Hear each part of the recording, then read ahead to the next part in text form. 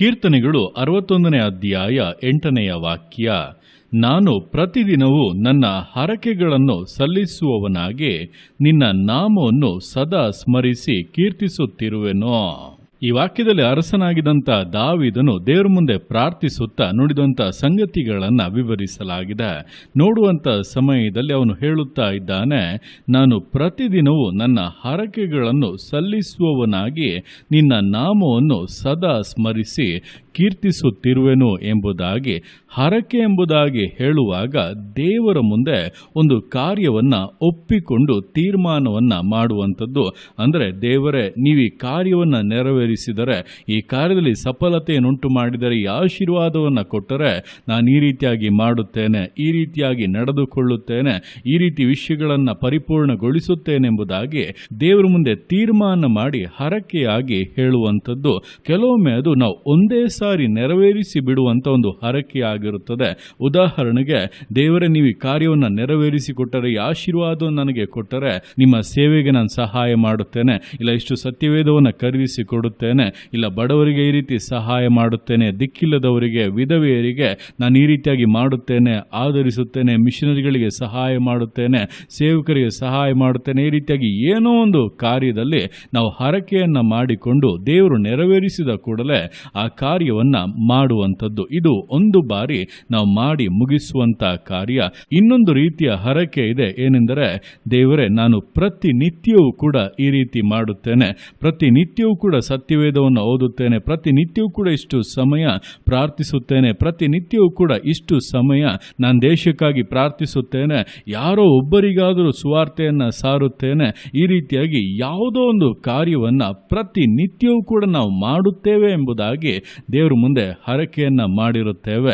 ಇದರಲ್ಲೇ ಅನೇಕ ಬಾರಿ ಅನೇಕರು ಎಡುವಂಥದ್ದು. ಒಂದು ಸಾರಿ ಮಾಡಿಕೊಂಡಂಥ ಹರಕೆಯನ್ನು ಸುಲಭವಾಗಿ ನೆರವೇರಿಸಿ ಬಿಡುತ್ತಾರೆ. ಆದರೆ ಪ್ರತಿನಿತ್ಯ ಮಾಡಿಕೊಂಡಂಥ ತೀರ್ಮಾನಗಳಲ್ಲಿ, ಪ್ರತಿನಿತ್ಯ ಮಾಡುತ್ತೇವೆ ಎಂಬುದಾಗಿ ಹೇಳಿದಂಥ ಹರಕೆಗಳಲ್ಲಿ ಕೆಲವೊಮ್ಮೆ ಎಡುತ್ತಾರೆ. ಇದು ನಮ್ಮ ಜೀವಿತದಲ್ಲಿರುವಂಥ ಒಂದು ದೊಡ್ಡ ಕೊರತೆ ಆಗಿದೆ. ಅನೇಕ ಬಾರಿ ನಾವು ಹರಕೆಯನ್ನು ಮಾಡಿಕೊಂಡು, ದೇವರೇ, ದಿನ ಈ ರೀತಿ ಮಾಡುತ್ತೇನೆ, ದಿನ ಪ್ರಾರ್ಥಿಸುತ್ತೇನೆ, ದಿನ ವಾಕ್ಯಗಳನ್ನು ಓದುತ್ತೇನೆ, ದಿನ ನಿನಗಾಗಿ ಸಮಯವನ್ನು ಕೊಡುತ್ತೇನೆ, ನಿನ್ನ ಉದ್ದೇಶವನ್ನು ನೆರವೇರಿಸುತ್ತೇನೆ ಎಂಬುದಾಗಿ ಅನೇಕ ಕಾರ್ಯಗಳನ್ನು ಹೇಳಿರುತ್ತೇವೆ. ಆದರೆ ಅದನ್ನು ಕೈಗೊಂಡು ನಡೆಯುವುದಿಲ್ಲ. ಕೆಲವೊಂದು ದಿನಗಳು ಕಾರಣಾಂತರದಿಂದ ನಮಗೆ ಆಗದೆ ಹೋಗುತ್ತದೆ. ಇನ್ನೂ ಕೆಲವು ದಿನಗಳು ನಾವು ಬೇಕೆಂದೇ ಮರೆತು ಬಿಡುತ್ತೇವೆ. ನಾಳೆ ಮಾಡೋಣ ಎಂಬುದಾಗಿ ಉದಾಸೀನತೆಯನ್ನು ತೋರುತ್ತೇವೆ. ಇದನ್ನೆಲ್ಲ ಬಿಟ್ಟು ಬಿಡುವಂಥದ್ದು ಬಹಳ ಅವಶ್ಯವಾಗಿದೆ. ಕಾರಣ, ದಾವೀದನು ಹೇಳುವಂತೆ, ನಾವು ಪ್ರತಿ ದಿನವೂ ನಮ್ಮ ಹರಕೆಗಳನ್ನು ಸಲ್ಲಿಸಿ ದೇವರ ನಾಮವನ್ನು ಸದಾ ಸ್ಮರಿಸುತ್ತಾ ಕೀರ್ತಿಸುತ್ತಾ ಜೀವಿಸಬೇಕು. ಅದುವೇ ನಮ್ಮ ಜೀವಿತದಲ್ಲಿ ದೇವರ ಉದ್ದೇಶವಾಗಿದೆ. ದೇವರು ನಮ್ಮನ್ನು ಮೆಚ್ಚಿ ವಿಶೇಷವಾಗಿ ಆಶೀರ್ವದಿಸುವುದಕ್ಕೆ ಅದೊಂದು ಮುಖ್ಯವಾದ ಕಾರಣವಾಗಲಿದೆ. ಆದ್ದರಿಂದ ಈ ದಿವಸಗಳಲ್ಲಿ ನೀವು ಮಾಡಿಕೊಂಡಂಥ ಹರಕೆಗಳು ಯಾವ ರೀತಿಯಾಗಿದ್ದರೂ ಕೂಡ, ಒಂದು ಬಾರಿ ನೆರವೇರಿಸಿ ಬಿಡುವಂಥ ಕಾರ್ಯಗಳಾಗಿದ್ದರೂ ಅದನ್ನು ನೆರವೇರಿಸುವುದರಲ್ಲಿ ಜಾಗರೂಕತೆಯಿಂದ ಇರಿ. ಅದೇ ಸಮಯದಲ್ಲಿ ಪ್ರತಿದಿನ ನಾನು ಮಾಡುತ್ತೇನೆ ಎಂಬುದಾಗಿ ನೀವು ಮಾಡಿಕೊಂಡಂಥ ಹರಕೆಗಳ ವಿಷಯವಾಗಿ ಕೂಡ ಎಚ್ಚರಿಕೆಯಿಂದ ಈ ದಿವಸ ಮನ ತಿರುಗಿ, ದೇವರೇ, ನನ್ನನ್ನು ಕ್ಷಮಿಸಿ, ನಾನು ಪುನಃ ಆ ಹರಕೆಗಳನ್ನು ನೆರವೇರಿಸುವುದಕ್ಕೆ ನನ್ನ ಸಮರ್ಪಿಸುತ್ತೇನೆ ಎಂಬುದಾಗಿ ದೇವರ ನಾಮವನ್ನು ಸ್ಮರಿಸಿ ಕೀರ್ತಿಸುವುದಕ್ಕೆ ಮುಂದಾಗುವುದಾದರೆ ಖಂಡಿತವಾಗಿ ಇನ್ನು ಮುಂದಿನ ದಿನಗಳು ಆಶೀರ್ವಾದವಾಗಿ ನಿಮಗೆ ತಡೆಯಾಗಿದ್ದಂಥ ಕಾರ್ಯಗಳಲ್ಲಿ ಸಫಲತೆಗಳು, ಮೇಲುಗಳು ಉಂಟಾಗುವಂತೆ ವಿಷಯಗಳು ಬದಲಾಗಲಿದೆ. ಕರ್ತನು ನಿಮ್ಮನ್ನು ವಿಶೇಷವಾಗಿ ಆಶೀರ್ವದಿಸಿ ಘನಪಡಿಸುತ್ತಾನೆ. ಆ ರೀತಿಯಾಗಿ ನಾವು ದೇವರಿಗೆ ಮಾಡಿಕೊಂಡಂಥ ಎಲ್ಲ ಹರಕೆಗಳನ್ನು ನೆರವೇರಿಸುತ್ತಾ ಪ್ರತಿನಿತ್ಯವೂ ಕೂಡ ಆತನ ನಾಮವನ್ನು ಸ್ಮರಿಸುತ್ತಾ ಕೀರ್ತಿಸುತ್ತಾ ವಿಧೇಯತೆಯಿಂದ, ಸಮರ್ಪಣೆಯಿಂದ ವಿಶ್ವಾಸ ಜೀವಿತಗಳನ್ನು ಮುನ್ನಡೆಸೋಣ. ದೇವರ ಕರಗಳಲ್ಲಿ ಸಮರ್ಪಿಸಿ ಪ್ರಾರ್ಥಿಸೋಣ. ಯೇಸುವೆ ಸ್ತೋತ್ರ ರಾಜ, ಕೊಟ್ಟಂಥ ದಿವಸಕ್ಕೋಸ್ಕರ ಸ್ತೋತ್ರ ಕರ್ತನೆ. ಈ ದಿವಸ ನಿನ್ನ ಕರಗಳಲ್ಲಿ ಸಮರ್ಪಿಸ್ತಾನೆ. ಪ್ರತಿಯೊಂದು ಜೀವಿತಗಳನ್ನು ನೀನು ಆಳ್ವಿಕೆ ಮಾಡು, ಬಲಪಡಿಸು ಕರ್ತನೆ.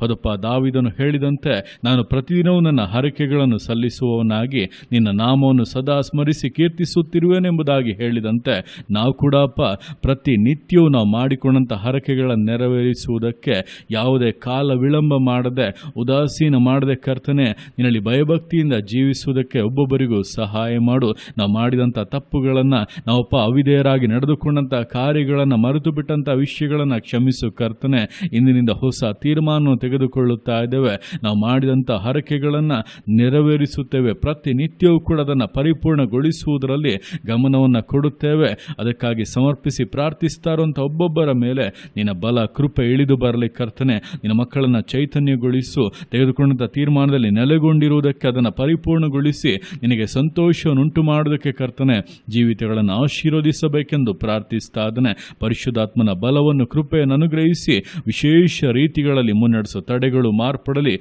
ಆಶೀರ್ವಾದ, ಮೇಲುಗಳು, ಉನ್ನತಿಗಳು ಜೀವಿತಗಳಿಗೆ ಅನುಗ್ರಹಿಸಲ್ಪಡಲಿ. ನೀನು ಅರ್ಥಾಗಿ ಮಾಡುವಂಥ ನಿನ್ನ ಪ್ರೀತಿಗೋಸ್ಕರ, ಕೃಪೆಗೋಸ್ಕರ ಅಪ್ಪ ನಿಮಗೆ ಸ್ತೋತ್ರಗಳು. ಪ್ರತಿಯೊಂದು ಜೀವಿತಗಳನ್ನು ಅಪ್ಪ ನಿಮ್ಮ ಕರಗಳಲ್ಲಿ ಸಮರ್ಪಿಸ್ತಾ ಇದ್ದೇನೆ. ಆಶೀರ್ವದಿಸು, ಮಾನಿಸು, ಘನಪಡಿಸು. ಎಲ್ಲೋ ನಿಮ್ಮ ಕರಗಳಲ್ಲಿ ಸಮರ್ಪಿಸಿ ಎಲ್ಲ ಸ್ತುತಿಯನ್ನು ಮಾತನಿನೊಬ್ಬನಿಗೆ ಸಲ್ಲಿಸಿ ಯೇಸುವಿನ ನಾಮದಲ್ಲಿ ಬೇಡುತ್ತೇನೆ ನಮ್ಮ ತಂದೆಯೇ. ಆಮೇನ್, ಆಮೇನ್.